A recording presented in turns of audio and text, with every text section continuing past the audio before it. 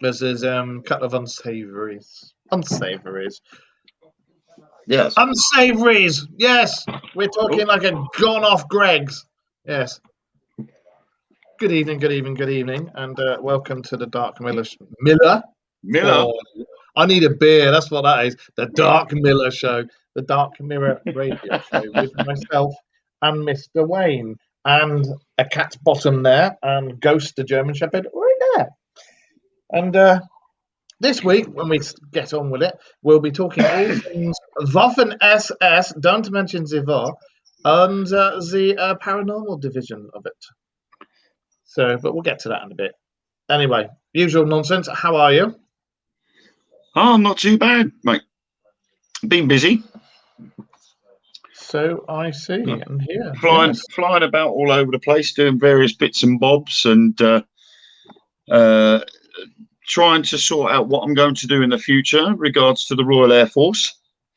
So last 4 days has been taken up with dealing with that, but I think I've got a light at the end of the tunnel, and I think I'm pretty close to making a decision. So it looks like it's all going to be pretty good. And today we've been doing I've taken my son up to his secondary school because he goes back to school on the 15th.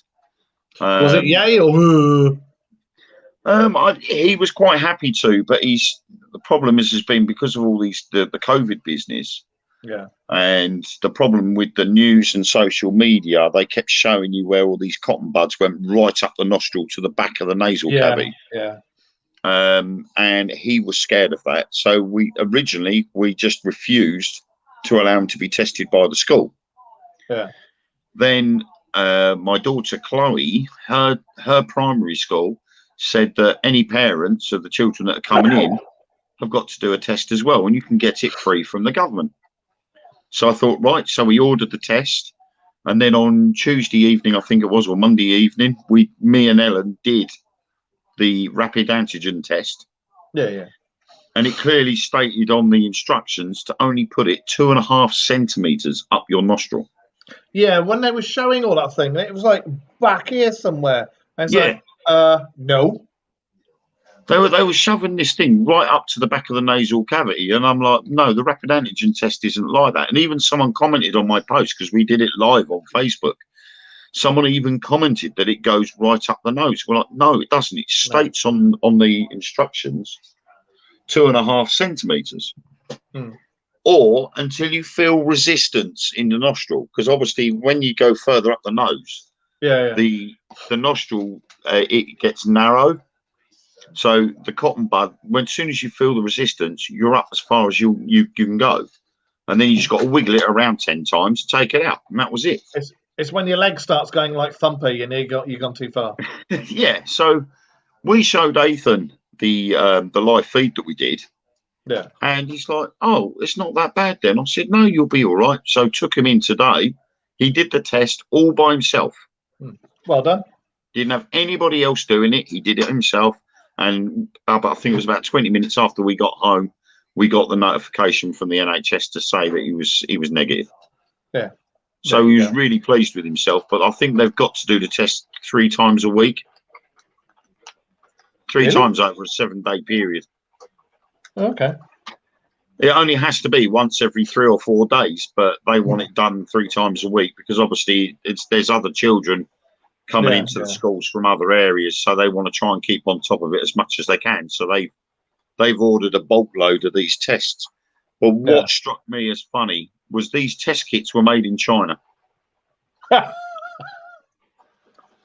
I'm like, what the hell is going on? The virus starts in China, and then it's down to the Chinese to give us the testing kits for the virus they started in the first place. Well, it's like me. I was born in Hong Kong, so I've got made in Hong Kong stamped on my ass. You're leaning on my COVID test. What was that? It's all right. Ellen's saying, "Oh, I've got the laptop on one of the testing kits, but so it's keeping the air circulating underneath the laptop so it don't overheat." Yeah. But how's cricket going? Have you managed to post any out, or is it going well? Or?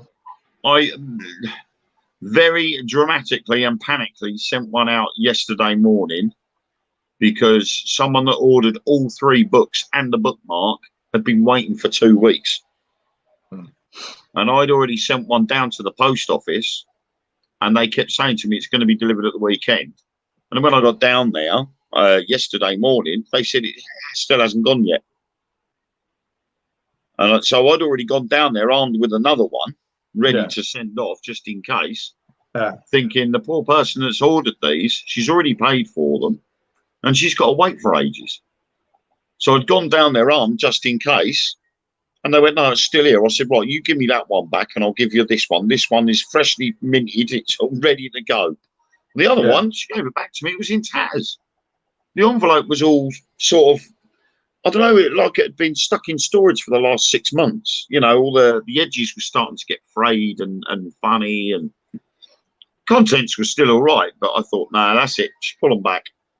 So she's got them, though. She received them today. So they went out first class that afternoon. So she got them this afternoon and sent me a message to say she'd got them. So. Okay, when you got a minute, can you stick one in for Lynn's? Yeah, I'll put Lindsay's in on Monday morning because I keep forgetting and you keep reminding me, and then I keep forgetting again. If you message me Monday morning, I'll do that. Yeah, I'll make sure it goes out first thing Monday then. She's hooked on those bloody books, I tell you. Because we're taking our youngest cat to the vets to have the snip. Yes, our youngest one had that done, and you wouldn't think he'd had anything fucking done to him at all. Well, the problem is Shadow. She's going into season literally every other week. Oh. And all you can hear is making the funny cooing noise and meow, meow, meow. And it'd be middle of the night. You'd be got 2 or 3 o'clock in the morning, and all of a sudden she'd be outside our bedroom door going meow, meow, and you're like, "Oh, you so horny!" Oh, nightmare. And of course, we've got 2 boy cats in here. They've both had the snip. But it don't stop her sticking her butt up to their faces every 5 minutes. And they're like, go away. Oh, dear. I remember when, before Leela got done, I remember when she was like that, and she was doing it to anything, pens, pencils, chair legs. It's like, for Christ's sake, they need to do an Ann Summers for cats. But, She tried to get it on with me. I'm sitting by the side having a cigarette, and she comes up on the sideboard, and next minute I know her butt's in my face. I'm like, what are you doing? You think I'm going to do something to you? Oh. Have a word with yourself. Yeah, I'll be like, go get a room.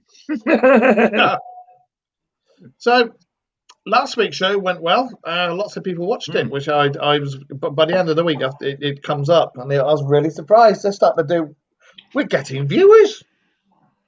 Yes, you're doing quite well. I think, to be honest, it's weird because we started doing live feeds from Truth Beyond Paranormal.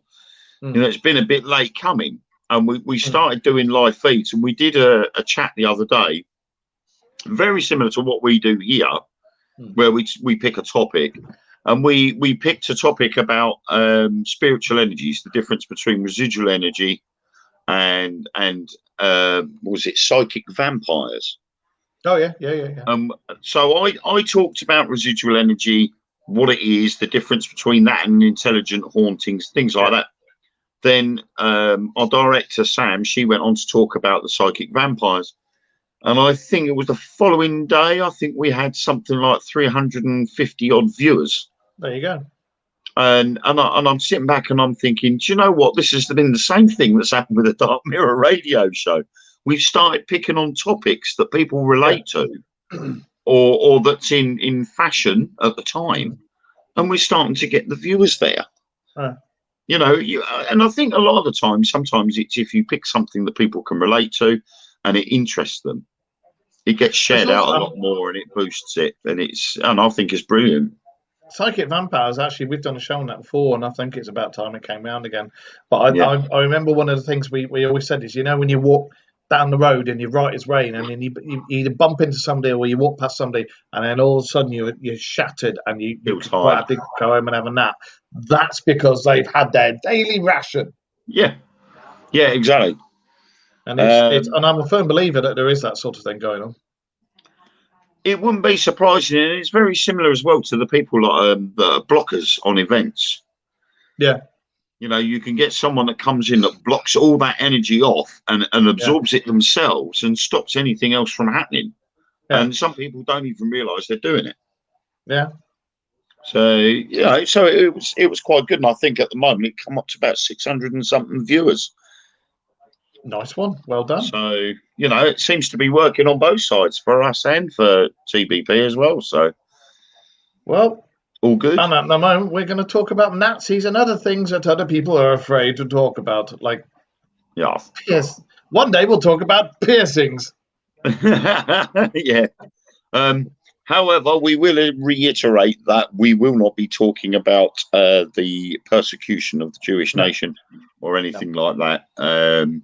This is solely about Hitler, Himmler's, and high-ranking officials within the Nazi party's fascination with things like the occult and mysterious artifacts.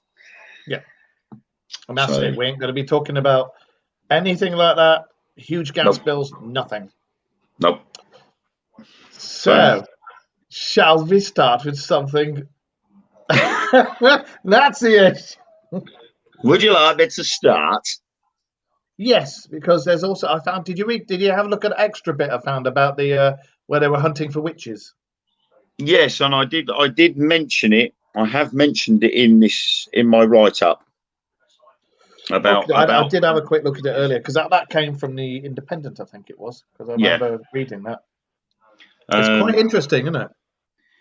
I think the whole subject is quite interesting because the problem is as well as what's been interwoven with this business with them being fascinated with the occult. There's no denying they were fascinated by it. They were, yeah. But it's to the extent, the rumor mill has gone on overtime. They've cottoned onto a story. And Indiana Jones is a film, not real life. Yeah, but it's not that far off it, to be honest. I've looking through on during the research, I have found that they weren't that far off that sort of thing. Not necessarily the Ark of the Covenant, but they did send teams of people out to find artifacts. In 1930. Let me have a look. I'm sure it was 1938 to 39. Where we go. No, I'd never realised until obviously looking into the research and the item that you sent me earlier on, that the Germans actually sent an SS expedition to Tibet. Yes, because the original story was they were supposed to be looking for Shangri-La. I can never say it. Shangri-La. Well, but apparently it wasn't. But it was. But it wasn't because it was disguised so many times. Now, the reason behind going to Tibet, the Nazi Reichsfuhrer SS Heinrich Himmler wished to use the reputation of scientist and explorer Ernst Schaefer for Nazi propaganda. Ernst Schaefer solely wanted to go over there with the ability to look for things like the differentive plants and animals that inhabited that area, to see what the difference was between that area and other areas. But it also turned out that there were other reasons why he wanted him there, and he would go around and he would be measuring the cranial cavities and the sizes of people's heads and things like that, because they believed for some reason that they had something to do with the Aryan race. And it goes back through the Aryan ancestry as to whether they were something in it. Oh, do you know what got me is these guys with they have the better weapons, the better technology, even the better uniforms. But when you see how the Aryan race think that they came about, it does make you go, Really? Yeah. So, right. yes. I will go back to my original notes on my write-up, because I explain a little bit about the history of their search for the Aryan race. So I've actually written out a nice little scripty type storyline here. Now, millions of people believe that the Nazis had an overpowering obsession with the occult, but there has been a lot of misinformation about how involved they actually were, including popular movies such as Captain America and the Indiana Jones series, to name but many. Many theories had been placed in the hands of the general population of the world, such as Adolf Hitler was possessed by a demon, and the Nazi swarm over Europe had been powered by the mythical Spear of Destiny, also known as the Holy Lance or the Lance of Longinus, or Longinus, I don't know. Longinus. Yeah, the That's the name of Longinus. my willy. The Spear of the Spear of Destiny was supposedly the lance that pierced the side of Jesus Christ as he hung up on the cross during his crucifixion. While these theories may not have a real hold on reality, there are many real ties between the occult and the Nazis during the 19th and 20th century. Although they scientifically exterminated millions, they were, however, unscientifically picking and choosing beliefs founded on pseudoscience in order to support their views.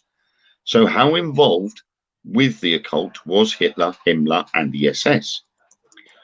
Well, the history of it, the Nazi Party concentrated on the occult right from the beginning. The political group that became the Nazi Party, or the German Workers' Party, or DAP, was founded partly by the Thule Society, a group dedicated to the study of mythical origins of the Aryan race. Several high-ranking Nazi officials were members of this society, including Rudolf Hess, who became the deputy to Adolf Hitler, Alfred Rosenberg, the head of the ministry that monitored Nazi Germany's occupied territory in Eastern Europe, and Dietrich Eckart, who founded the DAP. The Thule Society's primary goal was to study the Ariosophy, I don't know. Ariosophy, that's it. Referring to wisdom regarding the Aryans founded by the occultist Guido von List and Lanz. Can I stop you there just 1 second? The Aryan race, Germans, and his first name's Guido. I'll let you carry on. Guido. No, Guido, not Greedo. No, Guido. That's a really good German name. That Holy Aryan. It's a good one from Star Wars as well, isn't it? Greedo. That's Greedo. Yeah. He shot first. Yeah. And Lanz von Liebenfels would then go on to inform significant aspects of the Nazi state, such as List's belief in the power of magical runes. The biggest example is the twin sig runes that form the SS insignia. The lightning bolts, yeah. Von Liebenfels said that the Aryan people were intentionally bred for electricity by interstellar deities called Theosia. Space sperm. While all other races were the result of interbreeding between humans and apes. He also claimed that over time the gradual interbreeding robbed the Aryans of their magical powers. However, during the course of Hitler's rise, in addition to these occult ideas, the Thule Society believed in a proto-Aryan race that lived on the island of Thule, a mythological island in the north, also known by its popular names Hyperborea or Atlantis. And that nicely ties in. However, during the course of Hitler's rise to power, the Thule Society and many other such cult groups were shut down by Himmler's personal occultist, Karl Maria Willigut. He was determined that his own brand of occultism would be the eminent philosophy of the Nazis. Willigut developed a religion based on the Germanic god Ermin. The culture apparently dated back to 228,000 BC,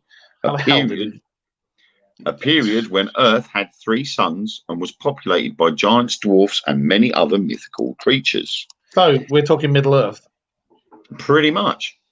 Yeah, pretty much. He also claimed that he was descended from a line of kings from this period. Oddly enough, he was diagnosed with schizophrenia. Strange that. You wouldn't have thought that of him, would you? I'm a king. No, I'm not. I've got schizophrenia. No, I am honest. I'm an 18-foot giant. Yeah. Being an avid follower of Villiger and the occult, would consult him on many occasions for a variety of issues. Using the prophecies given to him by Villiger, Himmler chose Castle Wewelsberg. as his headquarters for his SS troops. Villiger also assisted in the design of the rune-covered death's head rings that SS troops wore. These were given personally to them by Himmler himself. Himmler adored Villiger's brand of paganism, as he disliked the Judaic origins of Christianity. Well, Himmler believed that when the war came to an end, the old Germanic gods would be restored. Hitler was involved with the occult so much that a year after he became Chancellor of Germany, he hired a dowser to investigate the Reich Chancellery in search of death rays that may harm the staff in the building. Ming the Merciless. Himself and Himmler held frequent meetings and discussed the world empire of Atlantis, which fell victim to the catastrophe of the moons falling to Earth. Even Joseph Goebbels was also deeply into the occult. He would regularly read Nostradamus in bed. Rudolf Hess was into homeopathy. Homeopathy. I wondered where you were going there. Not homotherapy, and herbalism, and employed a personal dowser and astrologer. So many high-ranking Nazis were also enthusiasts for Eastern mysticism or Indian myths, Tibetan spirituality, and Japanese codes, which they saw as the lost teaching of an ancient Aryan race. Himmler would dive the deepest into the cult than any other high-ranking officer or official. He set up the Ahnenerbe, the Institute of Ancestral Research, which then combed Germany and occupied Europe for records and folklore to support his idea of Aryan heredity. The SS even had a witch division responsible for bringing home evidence of witch trials and wizardry. An example of how deeply high-ranking officials were into the occult: during the Battle of the Atlantic, a German U-boat captain by the name of Hans Roeder was convinced the Allies were using dowsing to locate and sink their submarines, when truly it was only sonar and radar. When he explained this to his high command, instead of being laughed at, he was handed a substantial budget to set up a pendulum institute in Berlin. A large map of the Atlantic was then spread out onto a table and a toy battleship placed on it. A pendulum consisting of a cube of metal was swung above the battleship from a piece of string. If the pendulum reacted, it proved the presence of a true battleship at that location. So, I've been on any paranormal investigations, have they much? Well, yeah. So, you know, how many people did he employ? And how many of those people stood there going, what the hell do you think you're doing? Can you imagine that? Going, no, yeah, they found us with, they were scrying, budget? But it works. It works. A pendulum, yeah. Oh. But what that does is it does show how convinced they are in believing in that sort of thing. Well, yeah. A lot of their stuff was based on the old Germanic gods, and there was also a mixture of some of the Viking lore involved in their stuff, along with the and we're going to get to that because we have onto Wewelsberg Castle, which I can go on to now.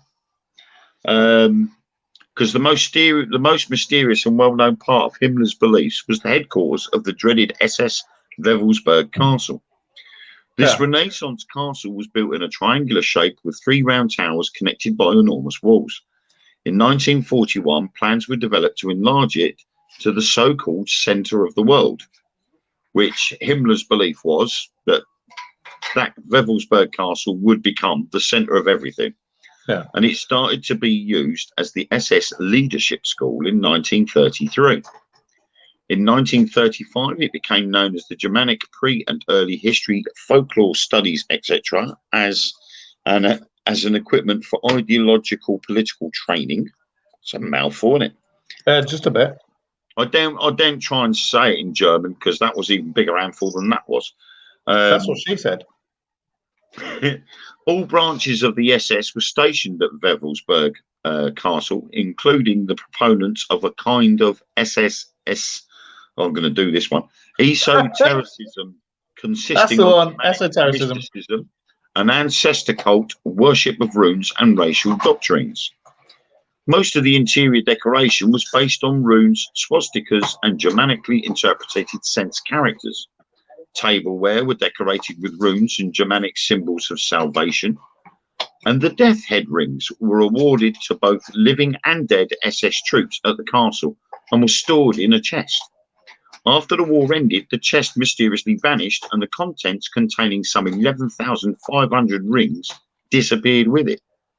In the main hall under one of the towers, the black sun symbol, although alleged to be part of Himmler's beliefs, has only been open to theories, and there is no proof that this was part of the occult. And many believe that it is in relation to the German light and sun mysticism, which was propagated by the SS. I don't hold with that because it's so prominent and so big. There's no way it was just for that. Well, when you look at the Black Sun logo, the actual Black Sun logo itself was where was it? If I can find it, there it was. Black Sun invented by former SS officer Wilhelm Landig. Wilhelm Landig. I don't know. Is that picking it up? I can't even see whether we got it there. To your right a bit. There you are. There we go. Yeah. Right. So basically, Wilhelm Landig, and he was a former SS officer. He designed it based on the SIG runes, the twin SIG runes, and you can see them around the edge. Yeah, it was 12 dark green radially overlaid SIG runes, such as those employed in the logo of the SS, appear on the white marble floor of the structure's north tower of the General's Hall. It's not a small thing. Oh, Obergruppenführersaal. That's what it's called in German.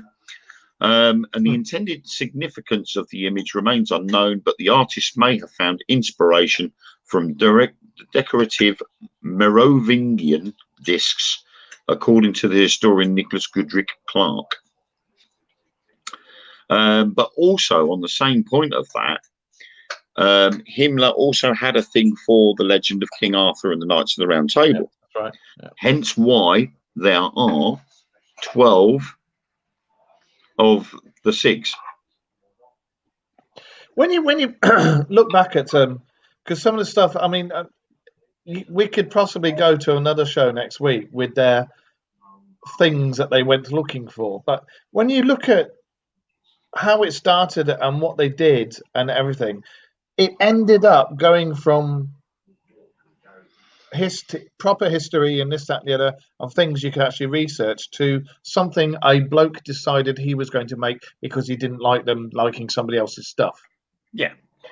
Well, it's like, excuse me, it's like the guy I mentioned earlier on, Linsval or whatever his name was. Yeah, I'm useless with names, especially when they're not English ones. He pushed away other occult follows. Williguts. So if you followed a different occult belief, that was pushed out in favour of this main one. And by doing that, it's like trying to form forming a new religion and pushing all other religions out within that area, so that there's just that one religion, and then spreading it from there. And that's what this guy Maria Willigut. That was him. That's how, mate. I mean, when you think about it, again, I know it was wartime, But that's how all flipping wars have started down throughout the ages. Is my big invisible person I talk to is bigger and better than your big invisible person you talk to. Yeah. You should believe in him. If you don't, I'm going to chop your head off. Yep. You know? You know, and even things like the old dowsing rods. The The death where ray. are we? The death ray. That's why I said Ming the Merciless. Yeah, but it wasn't. I think that has been misconstrued and misworded. Could he have been talking about the ley lines? Could Hitler and Himmler have been fearful of ley lines and the energy? You know, were they aware of these ley lines? Well, I mean, Hitler would have certainly known about it, and he was an extremely paranoid. And it would guy. explain why they were using dowsers, because in 1943, Himmler was still employing pendulum swingers and dowsers and diviners, or divine rodders, whatever you call them, to search rivers for the mythical Rheingold. So they were still using mystics or psychics or whatever with their day-to-day activities within the occult. Well, they were all part of the Waffen SS, the Wolfshead division, wasn't it? Yeah. So there's a lot there, really, that when you think about it, if you put it into a modern day's perspective, no different to what people are doing now. Yeah. You know, Except paranormal investigators are going out and they're using pendulums to try and contact other people. They're using dowsing rods. I mean, I use dowsing rods. It's been one of the best methods of communication that I've used. I've used the pendulum. I obviously can't use dowsing rods. I could use one, but that's it. But I have used. To be honest, I don't think there is any significance with two rods. To be honest, I think you would get just as much a result off of one than you would of two. Well, It's just that when you ask the questions, when we physically ask questions, we're holding the two, and we say, if there are any spirits in the room, can you please open the rods? So then both rods would go like that. If you've only got one rod, like in your situation, you've only got one rod, you could say, if there are any spirits in this room, can you move the rod to the left? Yeah, I was just thinking that, actually. You redirect the question. So I can't see there being much of a difference. I don't understand, because obviously divining rods can have made of wood, or they can be made of steel or iron. It doesn't really matter what material they're made from. And if you look at the wooden divining rods, they were a V-shaped twig, and they bent in the middle. Yeah. So I don't think it really matters whether it's one or two. So when you look at how the Nazis used pendulum users and dowsers to do their research, they ain't that far off to what we were doing now. So was Hitler fearful of the electromagnetic field on ley lines? And it would be interesting to find out whether the Reich Chancellery was on a ley line. Well, one of the things Hitler did do was sent people out looking for Tesla's notes and equipment and experiments. So he knew all about it. But the one thing that gets me is Jesus Christ, can you imagine somebody going up in the Navy and going, yeah, I know a foolproof way of finding ships. I do. Give me a budget. Yes, right. So what did all these million Reichsmarks go on? This table, yeah, with this metal thing, and pendulum and a little plastic toy boat. The thing is, though, is if it was common knowledge within the hierarchy, could it have actually been that if you'd have said anything like that, you weren't going to be laughed at?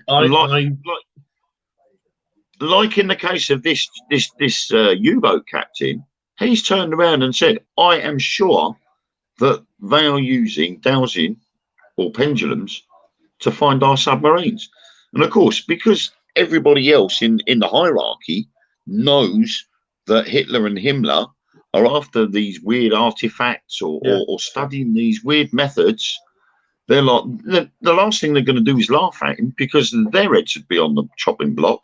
Yeah. We're laughing at this captain. So they've just gone, right, we'll pass this on. They've mentioned it to Himmler, and Himmler's turned around and said, right, we'll give you some funding to research this. It seems plausible. So there he has. He's gone on there. He's got on his table with the Atlantic and got his pendulum out and gone, oh, there's a boat there. I wonder how successful he was. Because it doesn't actually That stay. would be interesting to find out. That would be interesting to find out. Well, the thing that gets me is going back to their god Ermin, and his Mrs. Ermintrude. They went back to 228,000 BC. Right. There's no records from back then. So how the hell did they know that we had 3 moons and the Earth was populated by giants? However, on previous shows we've done, every culture has their precursors of giants, and there's the stories about the twin planets and how the moon was made. 2 of them flash into each other. So is that plausible? Does that all to do with that?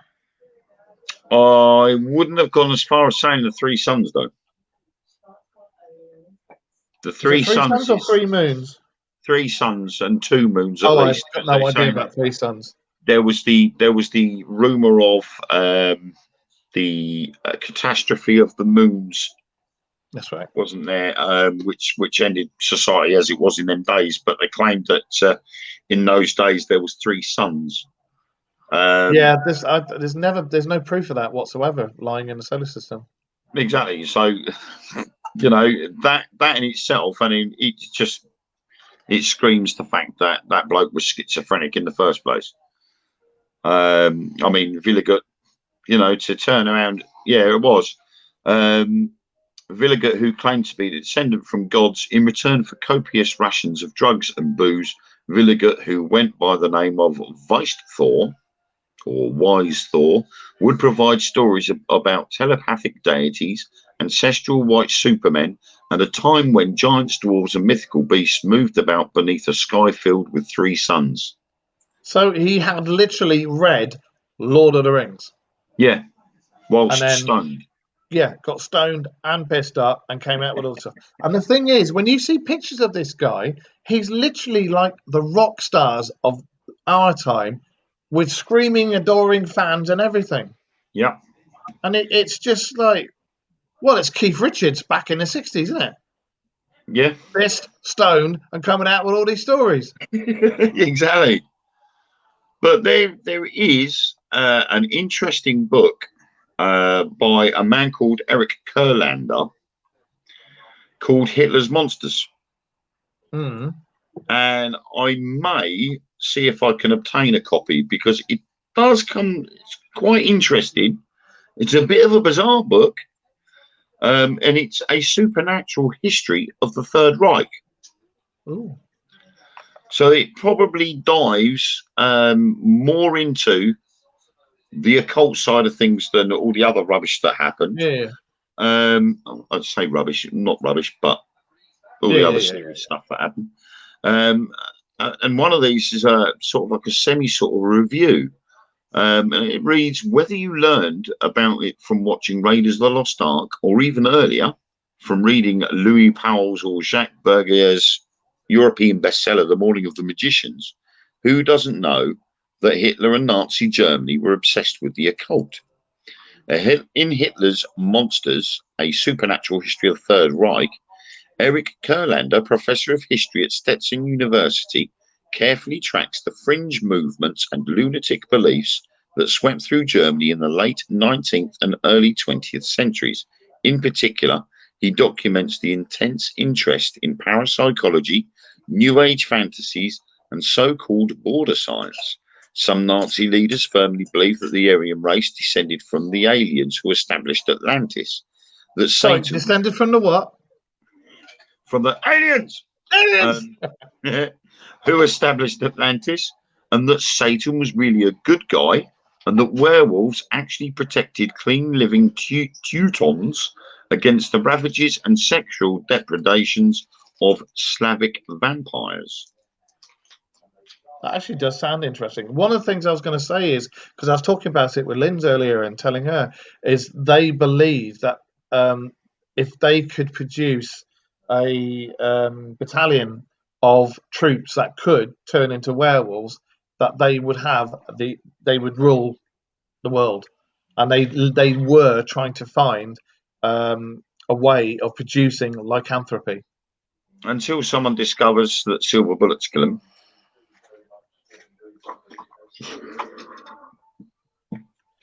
But yeah, no, they would, and that's why you had the werewolf divisions and this, that, and the other. Is because they were seriously looking into it. Yeah, but it then goes on. This thing says Kurlander then groups all of these, and as well as the Nazi obsession with the Holy Grail, witchcraft, Luciferianism, world ice theory, anti-gravity machines. Which, if you may remember, people, ladies and gentlemen, we spoke about it last week. Yeah. Astrology and pagan religions under the rubric the supernatural imaginary. He begins his study with Jorg Lanz von Liebenfeld's champion of Ariosophy, an esoteric doctrine that prophesied the resurgence of a lost Aryan civilization peopled by Nordic godmen. According to Lanz, in 1909, he gave some issues of his magazine to Astara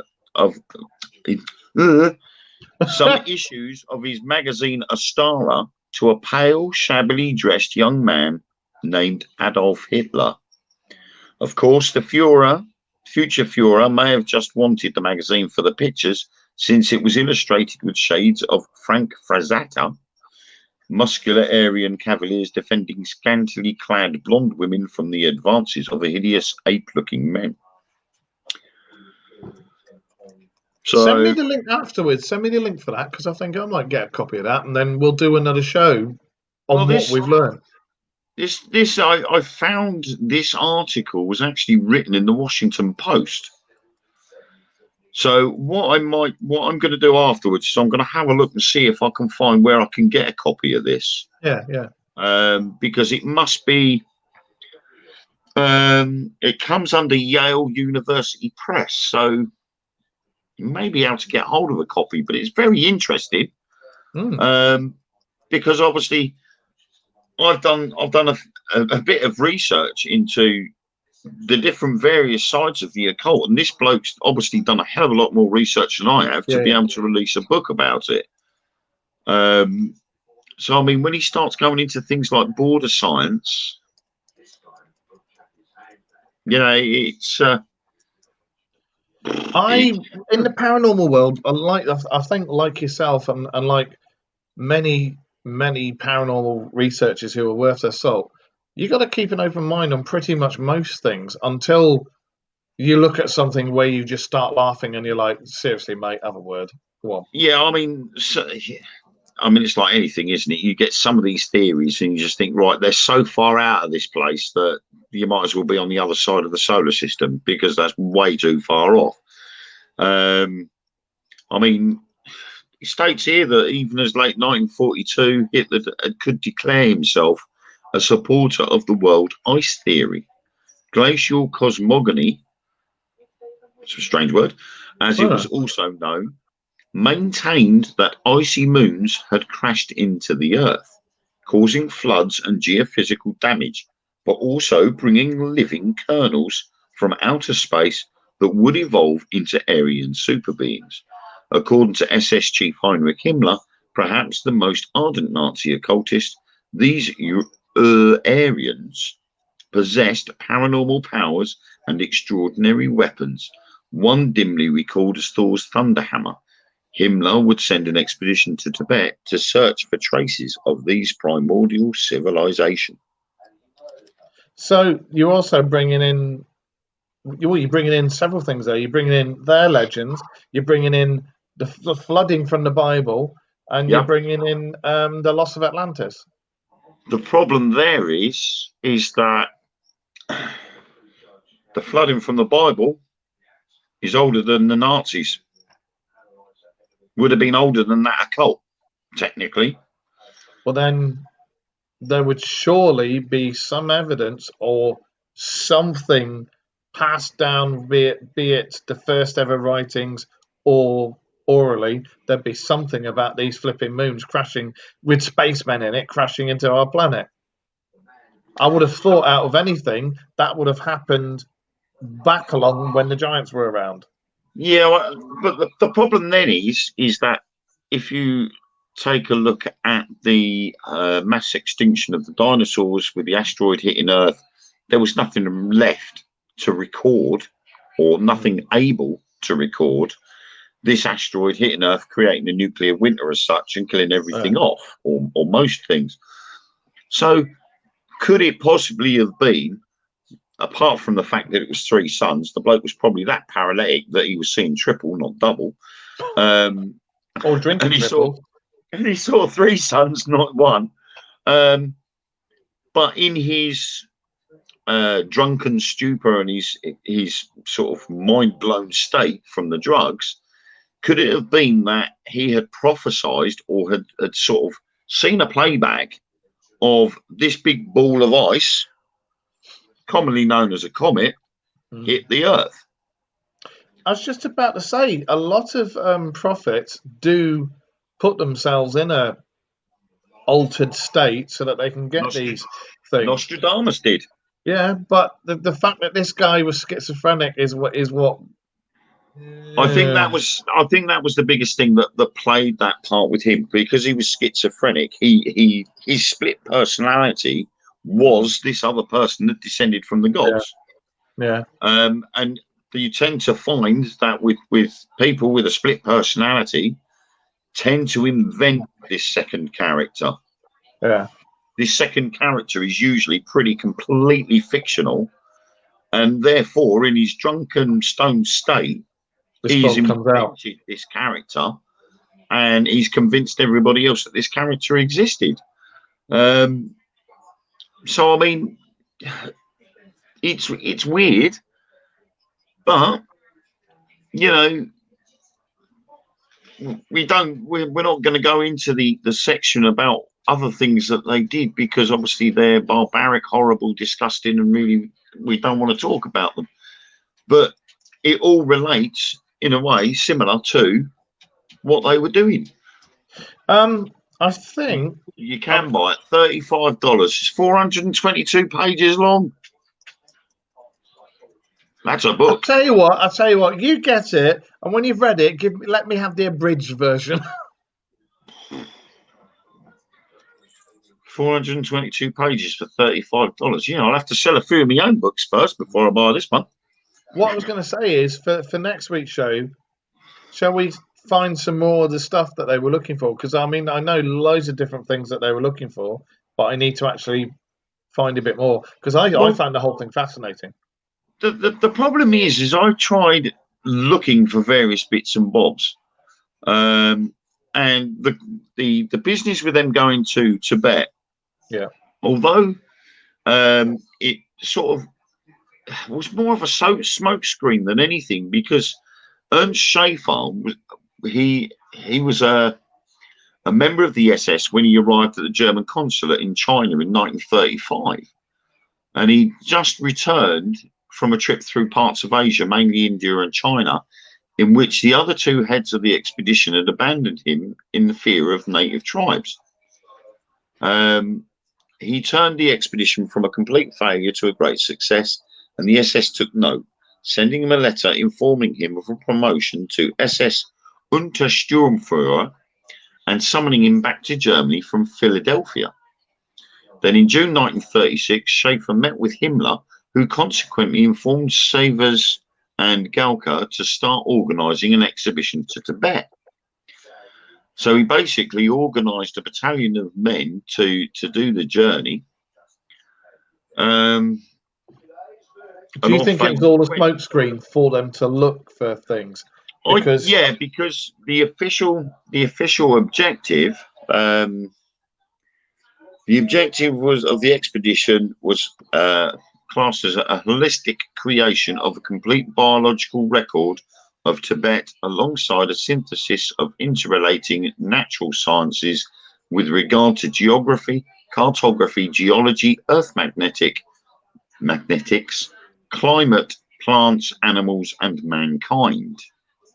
But if you were looking for Shangri-La amongst other things, would you actually turn round to the people there and say, we're looking for Shangri-La? Or would you not say anything in case they were like either going to be like, you're nut jobs, or shit, we know what it is, we are not helping them. You're not going to want to, and I think as it was portrayed in the Raiders of the Lost Ark, you know, they were going round based on as science observers. They weren't a fighting force, because obviously the Nazi Party were actually around before the war started. That's right, yeah. So therefore, their interest in the occult would have started, and we've said it started quite early on. And you know, it's got it on here. Reacting to Dr. Isrun Engelhardt's conclusions that the Schaefer expedition was purely scientific, her claim that the historical context of Germany in the 1930s makes the expedition's goals appear as somehow sinister. British writer Christopher Hale observes that while the idea of Nazi botany or Nazi ornithology is probably absurd, other sciences are not so innocent, and Schaefer's small expedition represented a cross-section of German science in the 1930s. So, you know, why would any political party not at war with anybody else all of a sudden start doing expeditions to other parts of the world, especially places like Tibet, where there is a high Buddhist, isn't it? Yeah, Buddhist. You know, the Buddhist belief is quite a powerful one. Yeah. For spirituality and reaching enlightenment. And obviously that's what Himmler and Hitler were trying to do, in a sense, was reach enlightenment. They also have lots of other things that come into all that. Yeah, so to go to Tibet, that is probably one of the ultimate goals. So I think looking for flowers and discussing what birds fly, what direction, I think would have been the last on their agenda. Yeah, I think it was a smokescreen. It was a load of old bollocks. And when you look at the other things that they'd done during the war, you know, that just sort of verifies to me that they were talking bollocks, and that's, you know, I can't see why they would be doing anything other than doing things like that, because they've got no reason. They wouldn't have no other reason to go to Tibet. Well, he was on his rise to power, and they were trying. Well, there's a lot of papers that are out there, but they're hard to find. I'll see if I can find some of them. But he was looking for various artifacts to back him up, give him power, and give him that edge over the rest, all the other world leaders. Well, someone in where is it? A Chinese journalist, Ren Yanxi, quoting the Austrian. Thank you. Quoting the Austrian weekly Wochenpresse, he wrote, when my screen don't want to go black on me, writes that the first major task of the expedition was to investigate the possibility of establishing the region as a base for attacking the British troops stationed in India, while its second major assignment was to verify Heinrich Himmler's Nazi racial theory that a group of pure-blooded Aryans had settled in Tibet. Yeah. Which would have been in Shangri-La. Yep. So they would have used a base for attacking British troops as the smokescreen while they started going out looking for everything else. And pretty much most of the people that have researched the expeditions have all said pretty much the same sort of thing, that one of the expedition's aims, another American journalist said, to prepare maps and survey passes for the possible use of Tibet as a staging ground for guerrilla assaults on British India. The Germans didn't tend to do guerrilla assaults until the end of the war. Their tactics were known for, they couldn't handle guerrilla. When they had guerrilla assaults done on them, they didn't know what the hell to do. So. No. And they never actually adopted guerrilla style tactics until towards the end of the war, when they were fighting on home soil. That's right. They were out of their comfort zone in other people's turf, but when they were on their own, they had to adopt the guerrilla tactic to be able to try and fight off the invaders. And it obviously, again, sheer numbers dictated, and they couldn't handle it. Again, we've got another one here, and is an Italian essayist. An essayist, that sounds really weird, doesn't it? I'll just say an Italian journalist, that sounds better. States that the official plan included research on the landforms, climate, geography, and culture of the region, and contacting the local authorities for the establishment of a representation in the country. So again, there's a sinister thought there. Representation in the country, setting up an embassy in Tibet. Very strange. Of course, nobody else would have known what Hitler was up to. Exactly. Because I think some people might we know now what no one knew then. We know now that he was into the occult. But would have anybody in England or America have known that Adolf Hitler was into the occult, or Himmler was into this Germanic God ideology? I don't think so. I think they would have been watching him on his rise to power, but I don't think they would have they were watching him on his rise to power, but they wouldn't have known what had gone on behind closed doors. We'd have had these little groups of people sort of turn up in the middle of the night or something, and then sort of have a chat with these people and say, like, I want you to go to such and such a place because I want you to look for this. No one else would have known that, because he would have, obviously, like we said, being paranoid, he would not have trusted, he wouldn't have just gone out and told all sorts of people. He would have only got the trusted people that he knew he could rely on, and called them in and said, right, this is how it is. So apparently while they were over there, they did quite a lot of different things. They'd been to Sikkim, the capital of Gangtok. Yeah. In Sikkim's capital of Gangtok, the team assembled a 50-mule caravan and searched for porters and Tibetan interpreters.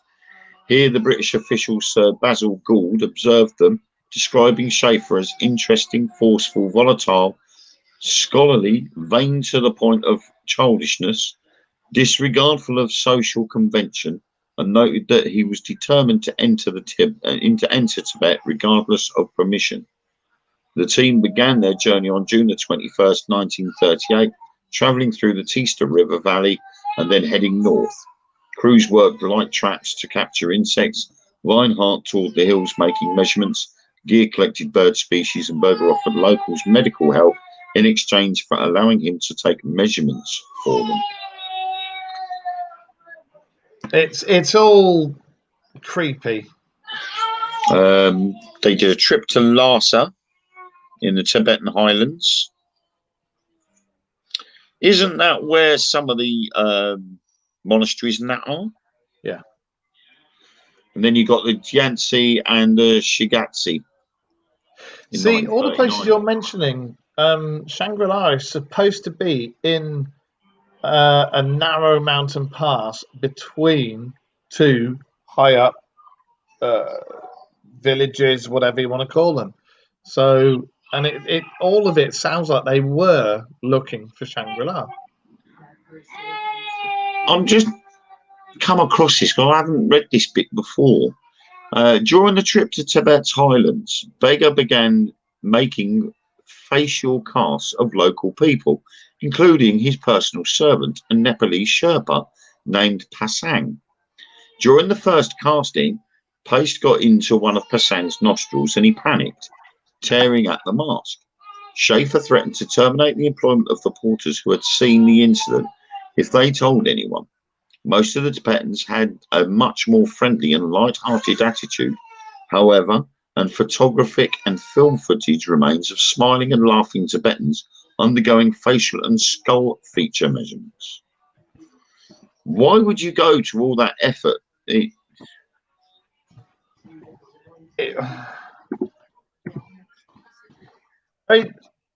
me, I think what they're trying to do was they were trying to localize the rough idea of where they were looking for. Because why would you just take measurements out of the blue? You know, surely other groups of people and explorers have been to Tibet before 1938. Yeah, but it also sounds like because they were obsessed with the Aryan race and where other races came from, etc., etc. Were they trying to figure out pinpoint exactly where it is? Yeah. Hence why they would have taken different measurements in different places, so that you know, they could sort of like pinpoint things. Very odd, isn't it? I mean, it's even got a bit of blimey, naked lady. He's got half naked Golok woman. A Golok. Yeah, she's got no boobs. That's what they call it, a Golok. Golok. I didn't realise I was going to end up looking at porn, but there you go. Yeah, I mean, the Germans collected anything they could, thousands of artifacts, a huge number of plants and animals, including live specimens. They sent back specimens of 3 breeds of Tibetan dogs, rare feline species, wolves, badgers, foxes, animal and bird skins. The expedition members collected a huge quantity of plants, in particular hundreds of varieties of barley, wheat and oats. The seeds were later stored in the SS Institute for Plant Genetics in Lanach near Graz, Austria, a research centre run by SS botanist Heinz Brucker. Brucker entertained hopes of using both the Tibet collection and that of the Vavilov Institute in the Eastern Territories to select crop plants able to withstand the climate of Eastern Europe, considered at the time as part of the Nazi Lebensraum or living space with a view to reaching autarky. So it looks like they were trying to dabble in genetics as well. Yeah, you know, genetically modified crops. Yeah, I think we shall continue this next week because time is definitely up. But I've just found a rather fascinating page which has got links to other things, and I will send it to you. Yeah. And then we can talk some more next week because there's a lot of questions out there, and there's a lot of. We haven't even started scratching the surface here. No, so I think. Right, there you go. I've just sent you the link. Okay. I think if you and I both do research, because I've got a lot of stuff to do this weekend, so I'll do a lot of this as well, and then we'll do some more of this next week. Indeed, sounds like a plan. Your son agrees as well. Yep. Even though we've had nobody watching us live tonight, which is a shame. No, a couple came in and then they buggered off again. So, you know, for those of you who are watching in the week, thank you. And for those watching on YouTube, thank you. And we will see you next week. So, I will just say, because I want to have a yap with Wayne in a second, so we're going to finish this. So, I will say goodbye from me, and see you. Goodbye from him. Yes. I forgot it's reversed. It is, isn't it? Yeah. And I'll be back on Sunday with TaylorMade for the rearview mirror and another top 10 list. So until then, we'll see you soon. Bye.